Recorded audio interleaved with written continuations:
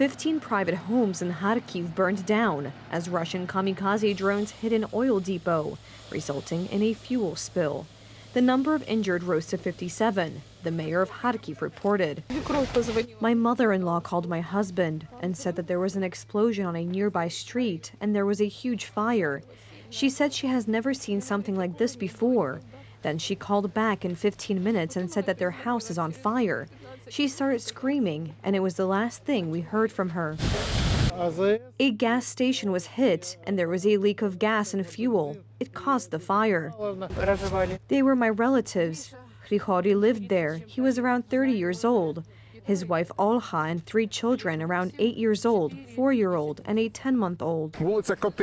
Behind my back is Kotelnya Street, where 15 houses burnt down.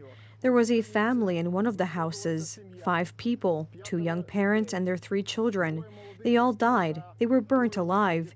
A man who couldn't walk was in another house. His wife took care of him. They also died, burnt alive.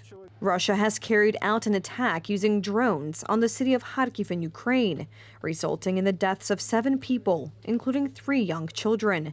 The governor of the Kharkiv region reported that Russian forces attacked residential buildings, causing several large fires.